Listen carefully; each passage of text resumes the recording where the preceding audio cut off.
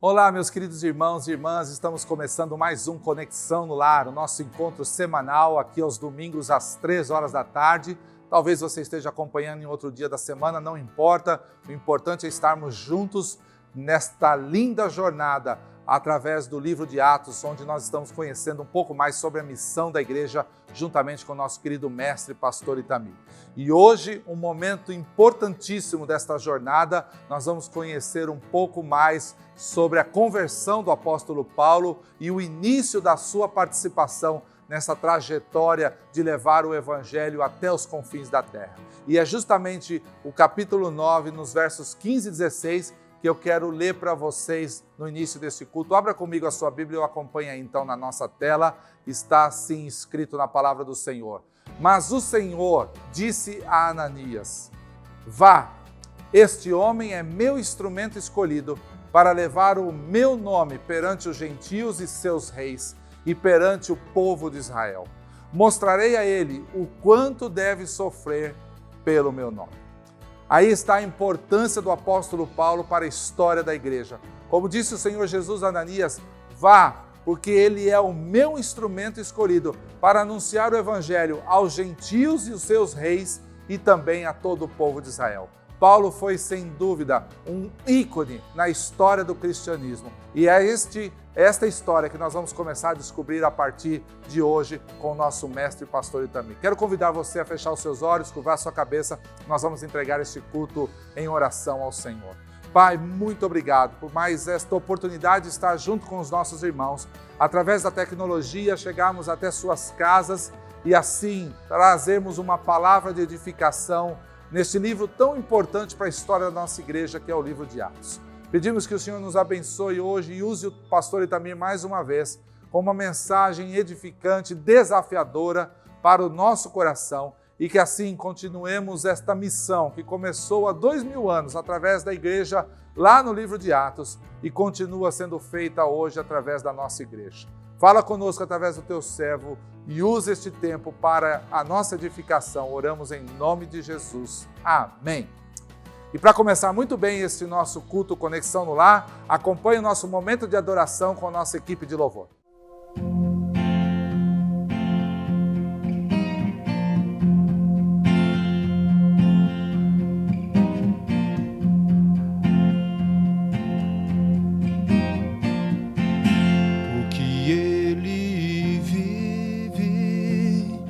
Posso crer no amanhã, porque Ele vive.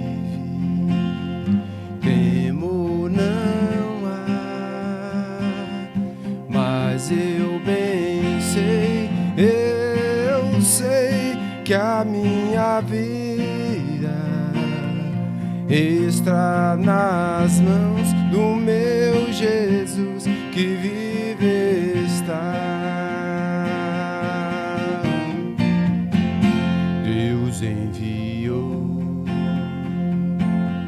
Seu Filho amado pra me salvar e perdoar, na cruz morrer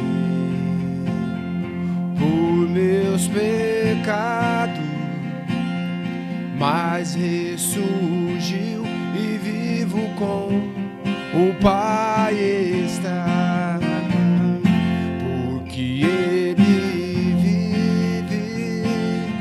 Posso crer no amanhã, porque Ele vive.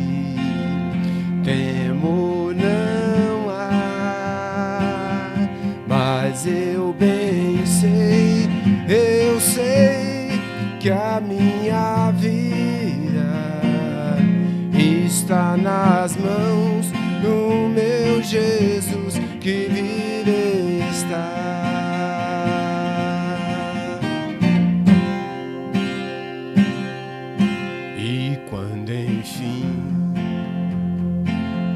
Chegar a hora em que a morte enfrentarei. Sem medo então terei vitória, verei na glória do meu Jesus que vive está.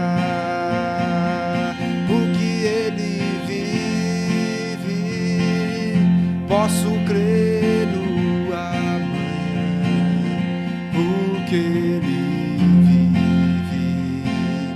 Temor não há, mas eu bem sei, eu sei que a minha vida está nas mãos do meu Jesus que vive está. Que Ele vive, posso crer no amanhã, porque Ele vive. Temor não há,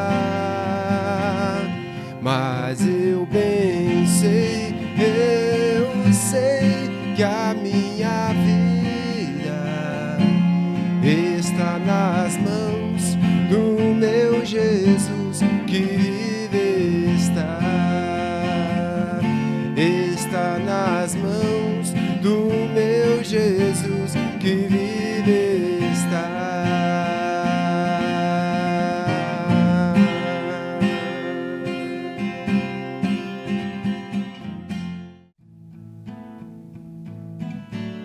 Jesus Cristo mudou o seu viver? Se Ele mudou o seu viver, você pode louvar Ele nessa tarde, amém?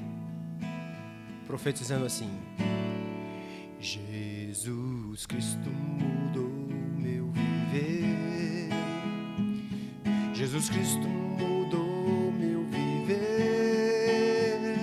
é a luz que ilumina o meu ser. Sim, Jesus Cristo mudou meu viver. E é diferente. Diferente hoje é o meu coração,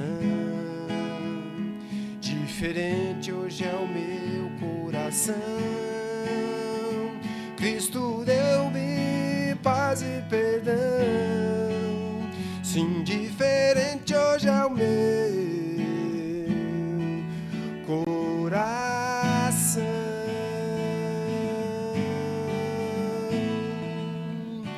O amor só conheci em canções que falavam de ilusões, mas tudo agora é diferente. Cristo fala a toda a gente, pois Cristo deu-me o teu amor. Jesus Cristo mudou meu viver, Jesus Cristo mudou meu viver, é a luz que ilumina o meu ser. Sim, Jesus Cristo mudou meu viver. Diferente, diferente hoje é o meu coração, diferente hoje é o meu coração.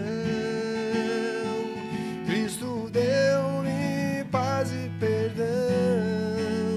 Sim, diferente hoje é o meu coração.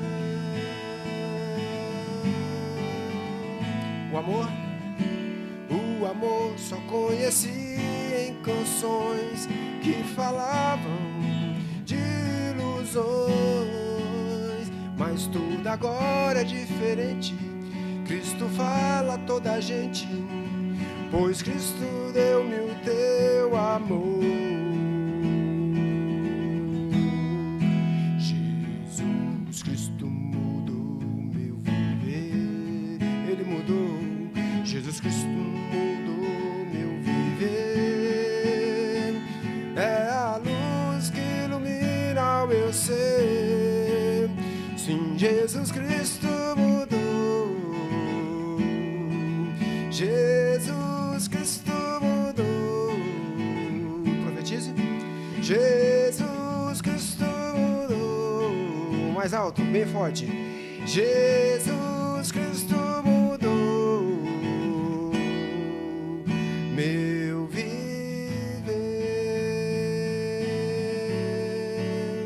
Ele mudou meu viver. Sou feliz porque Ele mudou meu viver. Aleluia. Queridos irmãos, a graça e a paz do Senhor Jesus Cristo, é um grande prazer estar novamente com você nessa tarde de domingo, nesse dia em que nós celebramos um culto ao Senhor, pensando especificamente no livro de Atos. Você sabe que essa é uma programação muito especial, preparada e dedicada a você pela Primeira Igreja Batista de Santo André. E o que nós queremos fazer hoje é continuar os nossos estudos no livro de Atos. E estamos dando uma sequência muito legal e hoje já vamos olhar para o capítulo 9. O texto que eu quero trabalhar com vocês nessa tarde é Atos 9, 1 a 31, a transformação que só Deus opera. É só Deus que faz essa transformação. Então, eu queria que você me acompanhasse, abrindo a sua Bíblia, em Atos capítulo 9, e vamos ver aquilo que Deus tem feito para nós. Estamos acompanhando, então, a narrativa de Lucas, agora no capítulo 9. Continuamos tratando sobre salvação e o poder transformador que só o Evangelho tem. Então, nós vamos encontrar aqui a história da conversão de Saulo, que foi transformado no apóstolo Paulo. Muito bem, falando sobre salvação, vamos lembrar as 5 atitudes que devemos tomar para alcançar a salvação. E lembramos que o eunuco etíope foi o destaque. Ele queria adorar e adorou a Deus corretamente, indo até Jerusalém, interessou-se pela verdade, estudando o livro de Isaías, abriu-se para a verdade, convidando o quê? Filipe para estar na carruagem, creu naquilo que Filipe estava falando e comprometeu-se com a verdade quando ele mesmo pediu para ser batizado. Então, essa é uma história muito bonita porque fala sobre salvação. E falando sobre salvação, temos 3 conversões descritas nos capítulos 8, 9 e 10 de Atos. No capítulo 8, temos a conversão do eunuco etíope pela instrumentalidade de Filipe. No capítulo 9, temos a conversão de Saulo, uma ação direta de Jesus, chamando ele para servi-lo. E no capítulo 10, que nós vamos ver posteriormente, vamos ver a conversão de Cornélio, o centurião, um homem que dirigia as forças militares romanas. Deus usou o apóstolo Pedro nessa missão. Agora, é bom que nós deixemos isso muito claro. Só Deus é quem opera essas transformações. Assim, como Deus usou Filipe para expor a palavra para eunuco, assim como Deus usou as palavras de Estevão para impressionar, impactar Saulo, sendo Jesus depois aquele que se revelou a ele diretamente, e assim como Pedro foi usado pelo Senhor na missão de levar Cornélio à fé, Jesus, e isso que eu queria que você já percebesse logo agora, Jesus quer usar cada um de nós para levar o evangelho aos perdidos. Lembrando, entretanto, que é só Deus quem opera essas transformações. Ele quer usar canais, ele quer usar instrumentos. Eu e você somos instrumentos, mas ele quer nos usar para que essas transformações aconteçam.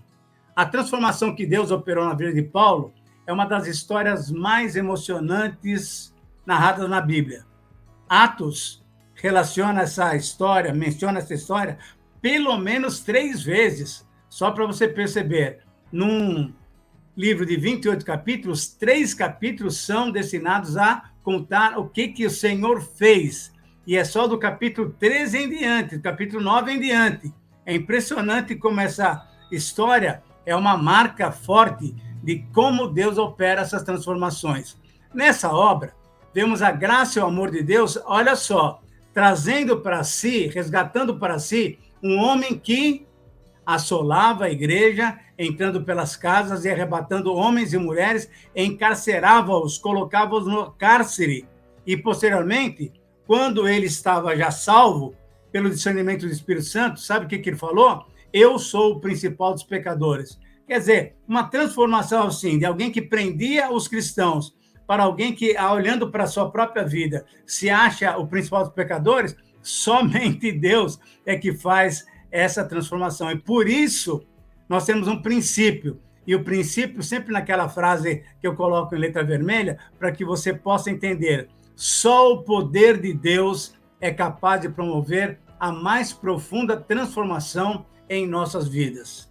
Eu repito, somente o poder de Deus é capaz de promover a mais profunda transformação em nossas vidas. E o que nós vamos ver nessa tarde são 3 considerações sobre a transformação que só Deus promove em nossas vidas. 3 considerações. E a primeira delas aparece logo no começo do texto que eu mencionei para vocês, e eu queria ler esse texto com você. Por favor, Atos 9, 1 a 31, e depois outros textos que vai aparecer aí nos slides também. Todos os judeus sabem, isso é testemunho de Paulo, como eu tenho vivido desde pequeno, tanto em minha terra natal, como em Jerusalém. Eles me conhecem há muito tempo e podem testemunhar, se quiserem, de como eu, fariseu, vivi de acordo com a seita mais severa da nossa religião. No judaísmo, eu superava a maioria dos judeus da minha idade e era extremamente zeloso das tradições dos meus antepassados. Quanto à lei, eu era fariseu. Quanto à justiça que há na lei, olha só a visão de Paulo. Eu era irrepreensível. Eu também estava convencido de que deveria fazer todo o possível para me opor ao nome de Jesus, o Nazareno. Com autorização dos chefes dos sacerdotes, lancei muitos santos na prisão. E quando eles eram condenados à morte, eu não estava nem aí, eu dava o meu voto contra eles. E foi exatamente isso que eu fiz em Jerusalém. Muitas vezes eu ia de sinagoga para outra a fim de castigá-los e tentava forçá-los a blasfemar. Em minha fúria contra eles, cheguei a ir a cidades estrangeiras para persegui-los. Enquanto isso, Saulo, agora Lucas falando sobre Saulo, ele respirava ameaças de morte contra os discípulos do Senhor. Então, a primeira consideração que nós precisamos fazer uma consideração que relaciona a vida, ou que descreve, melhor dizendo, a vida não transformada por Deus. E a vida não transformada por Deus, uma vida que ainda é completamente alheia às verdades da Bíblia, às verdades do Senhor, ela se caracteriza por quê? Veja só, primeiramente, por boa descendência. Eu sou nascido de um lar evangélico, eu sou nascido de um lar cristão, eu sou nascido de um pai muito especial e uma mãe muito bondosa, tudo muito bonito. Mas isso não quer dizer que você é uma nova pessoa, uma nova criatura. Os pais podem nos dar boas educações e deve dar. E você que é pai, por favor, crie os seus filhos nos caminhos do Senhor. Mas você tem que saber que um dia esse menino, essa menina, o seu filho, vai ter que tomar uma posição pessoal com relação ao Senhor Jesus Cristo. Por isso, em segundo lugar, havia uma religiosidade desde a infância, desde a juventude. E é bom mesmo que nós criemos os nossos filhos com esse respeito ao Senhor, louvando o Senhor, adorando o Senhor, sabendo que o nosso Deus é o Deus criador, sabendo que quem criou o mundo não foi uma bomba que explodiu por aí, não. Não, foi Deus que nos criou de uma maneira toda especial. Durante 6 dias, no 7º dia ele descansou e foi criando tudo bem feitinho e depois, no 6º dia, criou o homem e a mulher para que pudéssemos usufruir desse jardim tão especial. Então, religiosidade, isso é, essa ligação que nós temos com Deus, deve ser feita assim, desde a nossa adolescência, desde a nossa juventude. Mas, em terceiro lugar, é importante que nós também percebamos os nossos filhos e até os estimulemos que eles se destaquem no meio dos seus colegas, no meio dos seus amiguinhos, no meio dos seus amigos de turma lá, quando forem adolescentes. O que Paulo estava dizendo é que ele era alguém que, em termos de leitura bíblica, leitura do Antigo Testamento, logicamente, porque ele era judeu, leitura dos princípios elementares do judaísmo, ele se destacava entre os amigos dele da mesma idade. Paulo era realmente um adolescente, um jovem muito especial. E isso nós vemos claramente lá em Gálatas, capítulo 1, versículo 14. Agora, isso significa que essa é uma vida usada por Deus? Infelizmente não. Por quê? Porque havia uma crença errada. Ele se cria justo diante da lei. Veja lá em Filipenses 3, 6, que ele se achava o quê? Completamente em ordem. Diante da letra da lei, ele se achava o quê? Completamente justo. E exatamente aqui é que temos um ponto importante para a gente recordar. Você se lembra quando Jesus fala sobre o Sermão do Monte? E ele fala, então, no Sermão do Monte, ouvistes o que foi dito, eu, porém, vos digo. Ouvistes o que foi dito, eu, porém, vos digo. Isso quer dizer o quê? Que o Senhor Jesus pegava aquilo que a tradição dizia, aquilo que a lei tinha escrito, e ele interpretou, eu, porém, vos digo. Então, essa justiça que nós, muitas vezes, achamos que nós temos diante da letra da lei, essa não é a justiça que nos justifica diante de Deus.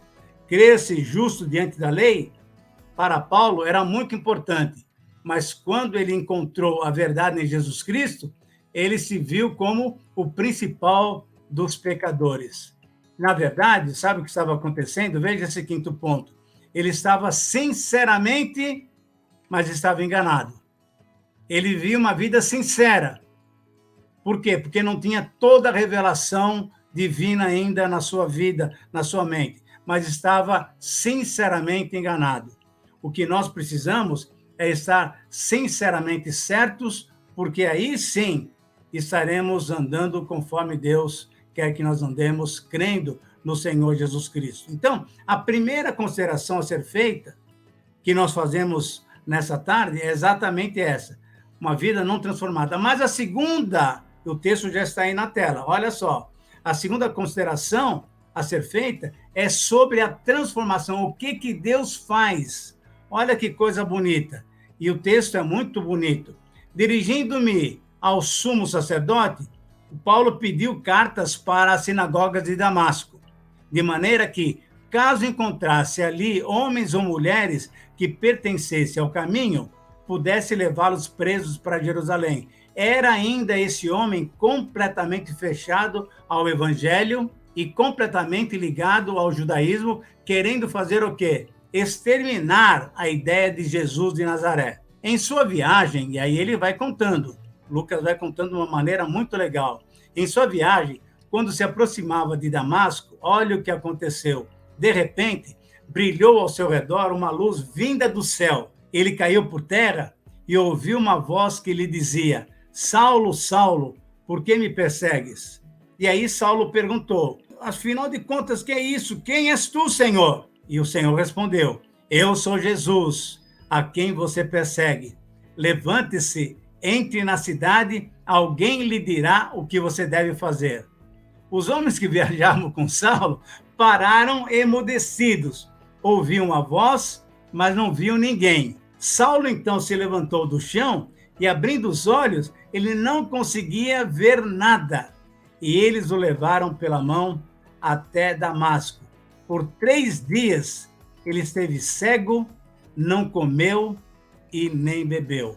Então, nessa segunda consideração, que é a gente observando a transformação que Deus faz, que só Deus realiza, nós podemos ver que essa transformação é motivada por 5 itens também. Vamos lá, para começar a entender direitinho esse texto? Primeiramente, pela cegueira espiritual. Na verdade, Paulo ainda estava, o quê? Cego espiritualmente. Por quê? Ele pretendia, de qualquer maneira, eliminar os discípulos do Senhor Jesus Cristo. Aqueles que seguiam o caminho aqueles que seguiam esse Nazareno deviam ser eliminados. Por quê? Porque Paulo estava cego espiritualmente. Ele não tinha visto ainda a realidade do Evangelho, a verdade do Evangelho. Capítulo 9, versículos 1 e 2, diz isso claramente. Mas ele teve uma outra motivação.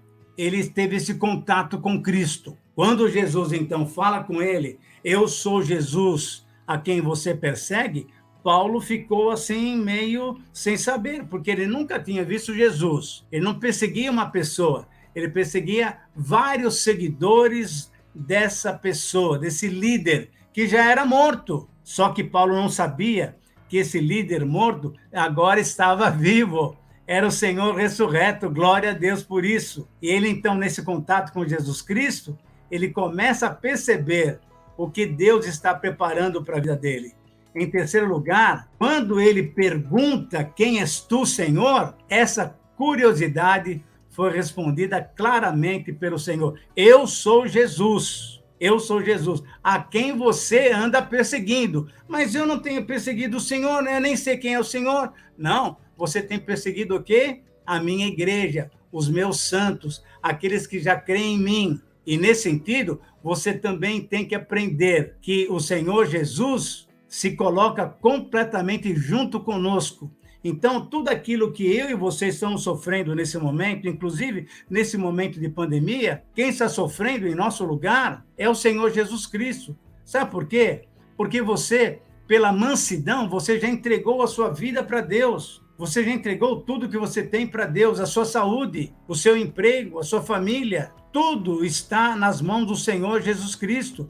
E quando Jesus responde, eu sou Jesus a quem tu persegues, ele está falando, você tem perseguido a minha igreja, mas perseguindo a minha igreja, fazendo ela sofrer, você me faz sofrer, porque Deus, o Senhor Jesus Cristo, se compadece completamente de nós. Que bênção termos esse Senhor do nosso lado, a nosso favor. Em quarto lugar, logo que Paulo, então, entende quem é esse Jesus, é um ser que ele não conhece ainda, esse ser que ele não conhece, que bênção, irmãos, o Senhor Jesus chama ele, um chamado inicial, exatamente como nós vimos outro dia numa pregação do pastor Nunes pela manhã, e ele lembra aquela situação em que Jesus chama Levi, vem e siga-me. O que aconteceu? Foi um chamado individual, um chamado especial, um chamado específico, um chamado inicial. Olha, Paulo, vem, Saulo, vem, você tem que se levantar e você vai ver o que vão te orientar no que você deve fazer. E em quinto lugar, a comunhão que Paulo já tem com Jesus Cristo logo nos primeiros momentos, porque então o Senhor Jesus dá para Paulo todas as orientações. Essa é a comunhão que nós podemos ter com o Senhor Jesus Cristo. O Senhor Jesus quer nos orientar em detalhes. Levante-se, você vai para a rua, para a casa de um discípulo meu, e você vai aprender o que você deve fazer. Você está sem ver, mas fique tranquilo, porque você vai ser encaminhado para um lugar todo especial, que você vai encontrar gente nova. Não que você vai mais prender, mas que vão ser seus irmãos em Cristo Jesus. E é interessante, o texto termina dizendo que ele esteve cego durante 3 dias, e nesses 3 dias ele não comeu nem bebeu. A pergunta que nós podemos fazer, antes de passarmos para a terceira consideração, é a seguinte: o que será que Paulo pensou durante 3 dias? Ele estava cego, ele não comia e nem bebia, e ele só tinha aquela voz na sua consciência ainda: eu sou Jesus a quem tu persegues. Com certeza, queridos irmãos, ali o Senhor Jesus foi falando com Paulo, foi mostrando para ele quem ele era o próprio Deus encarnado, e agora ressurreto, glorificado. E assim Paulo foi começando a aprender, e o que nós vemos agora em terceiro lugar é exatamente a terceira consideração que nós devemos fazer. Nós vamos considerar a vida agora transformada por Deus. Somente Deus pode transformar uma vida. E aqui é um texto muito rico. Olha só, em Damasco, havia um discípulo chamado Ananias. O Senhor o chamou numa visão e disse: Ananias, eis-me aqui, Senhor, respondeu ele. O Senhor lhe disse: vá à casa de Judas, na rua chamada Direita, e pergunta por um homem de Tarso chamado Saulo. Ele está orando e numa visão, durante essas orações, ele viu um homem chamado Ananias chegar e impor-lhe as mãos para que voltasse a ver. Quando Deus falou isso para Ananias, Ananias ficou todo surpreso e respondeu ao Senhor: Senhor, eu tenho ouvido muita coisa a respeito desse homem e de todo o mal que ele tem feito aos seus santos em Jerusalém. Ele chegou aqui com autorização dos chefes dos sacerdotes para prender todos os que invocam o seu nome. Mas o Senhor disse a Ananias: Pai, me obedeça. Esse homem é meu instrumento escolhido para levar o meu nome perante os gentios e os reis, e perante o nosso povo de Israel. Mostrarei a ele o quanto deve sofrer pelo meu nome.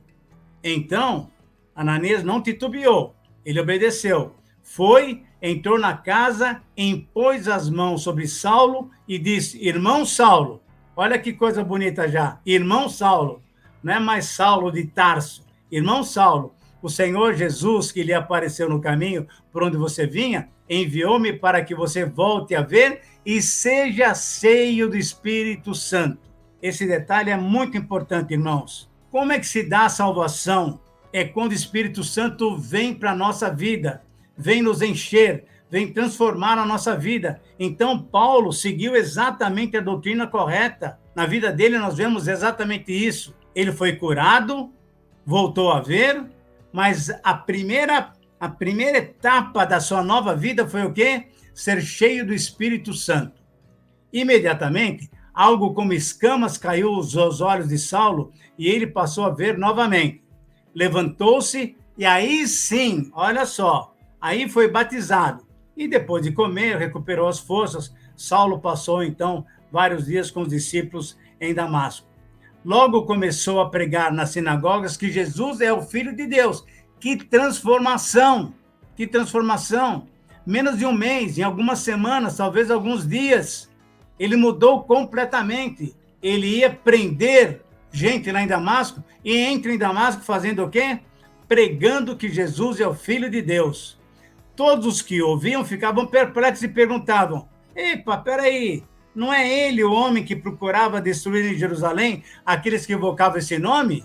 E não veio para cá justamente para levá-los presos aos chefes dos sacerdotes? Porém, todavia, contudo, Saulo se fortalecia, aleluia, cada vez mais, e confundia os judeus que viviam em Damasco, demonstrando que Jesus, o que é? Jesus é o Cristo, Jesus é o Messias, Jesus é o prometido. Decorridos muitos dias, os judeus decidiram de comum acordo fazer o quê? Matar Saulo. Mas, graças a Deus, Saulo ficou sabendo do plano deles, e de dia e de noite vigiavam as portas da cidade a fim de matá-lo. É impressionante. Mas os seus discípulos, isso é, aqueles que ele já tinha levado a Cristo, o levaram de noite e o fizeram descer num cesto através da abertura da muralha. Imagina só, logo no segundo mês, aquele que procurava matar e prender os cristãos, agora já estava experimentando logo de cara o que é sofrer pelo evangelho. E aí, eles levaram ele para Jerusalém. Quando chegou em Jerusalém, tentou reunir-se com os discípulos, mas todo mundo estava com medo dele, não acreditando que ele tivesse sido realmente agora um discípulo. Então, Barnabé, e esse homem, nós já vimos ele no capítulo 4, esse homem é sensacional, um homem de Deus. Então, Barnabé o levou aos apóstolos e lhes contou como, no caminho, Saulo vira o Senhor, que lhe falara, e como em Damasco ele havia pregado corajosamente o nome de Jesus. Assim, Saulo ficou com eles e andava com liberdade em Jerusalém, pregando corajosamente em nome do Senhor. Falava e discutia com os judeus de fala grega, mas esses, novamente, tentavam matá-lo. Sabendo disso, o levaram para Cesareia e o enviaram de volta para casa para passar um tempo lá. O que nós temos que ouvir aqui, perceber aqui? Nessa terceira consideração a ser feita, nós temos que perceber a vida transformada por Deus. E essa vida transformada por Deus, ela tem 5 características muito claras que eu gostaria que você me acompanhasse. Primeiramente, ter fé em Jesus Cristo Salvador. Quando Paulo, então, tem esse encontro com Jesus, ele não titubeou, ele obedeceu. Levante-se, vá para a rua direita, vai lá, e você vai ficar na casa de alguém. E aí, Deus chama também o quê? Chama Ananias. Também pela fé, com obediência, vai lá encontrar com Saulo. Isso é, a fé em Jesus Cristo muda a nossa vida. A fé em Jesus Cristo nos traz a salvação. A salvação é a presença do Espírito Santo em nossas vidas. Mas, com certeza, a fé em Jesus é o alicerce para a nossa salvação. Em segundo lugar, o que nós encontramos é que ele teve um fervor na súplica. Ele orou, ele pediu, ele quis saber quem era. E a partir daí, então, ele tem essa revelação. Eu sou Jesus a quem tu persegues. E ele procurava, então, entender. Eu fico imaginando que durante aqueles 3 dias de jejum e oração, sem ver nada, ele ficou concentrado em entender o que estava acontecendo, fervoroso, suplicando a Deus que revelasse a ele. E, com certeza, o Senhor se revelou de uma maneira toda especial. Por isso, quando ele começa a funcionar já como um novo cristão, ele tem fidelidade no serviço. Ah, que coisa bonita, que transformação, queridos irmãos. Isso é só o Evangelho que proporciona, é só Deus que proporciona. A vida que você tem hoje foi uma vida transformada pelo Senhor Jesus Cristo. Agora, logo no início, o que Deus requer de nós é fidelidade. Se ele foi fiel em nos dar Jesus Cristo, seu único filho, para que o Senhor morresse no nosso lugar, o que ele espera de nós é fidelidade, é intensidade, é ousadia no serviço. E qual é o serviço que ele quer de nós? Ele quer que nós proclamemos o Evangelho. Ele quer que nós anunciemos o Senhor Jesus Cristo. Ele quer que nós tenhamos comunhão com os nossos irmãos. E por aí, nós vemos nos versículos 18 e 19, a fraternidade com os irmãos. É impressionante como Paulo, já logo no começo, em vez de ter aquele receio dos irmãos ali de Damasco, como os discípulos tiveram em Jerusalém, eles começam a perceber que aquele homem foi transformado. E a partir daí, o que aconteceu? Aquela fraternidade, aquela comunhão, aquele amor, aquele zelo pelo novo irmão, com certeza, os cristãos de Damasco demonstraram profundo amor sincero pelo apóstolo Paulo, ou melhor, pelo jovem Saulo ainda. O apóstolo Paulo ele só vai ser apóstolo a partir do versículo 1 e 2 do capítulo 13. E, por enquanto, é Saulo transformado, não agora mais perseguidor da igreja, mas alguém que estava sendo perseguido porque ele pregava a mensagem que a igreja prega, que a igreja deve pregar, que é o quê? Salvação em Jesus Cristo. E, finalmente, em quinto lugar, Paulo era firme no seu testemunho. Tanto lá em Damasco, quanto lá em Jerusalém, ele testemunhava que o Senhor Jesus era Senhor, era Filho de Deus, era o Cristo, era o Deus encarnado, e todos nós precisamos desse Jesus para nos levar à salvação. Então, a firmeza que Deus quer de nós também é essa firmeza no testemunho, que eu e você possamos testemunhar para que o nome do Senhor Jesus seja crido e seja honrado, louvado e glorificado como Senhor dos Senhores, Rei dos Reis. Eu chego ao final desse texto lembrando você que nós precisamos fixar essas ideias na nossa mente. E a pergunta é, o que nós vamos fazer para fixar isso? Vamos lembrar, então, essas 3 considerações. Primeiro, devemos considerar a vida não transformada. Isso é uma vida perdida, uma vida longe de Deus, uma vida completamente desassociada de Deus. Mas devemos considerar também o quê? A maneira tão especial que Deus faz fazendo o quê?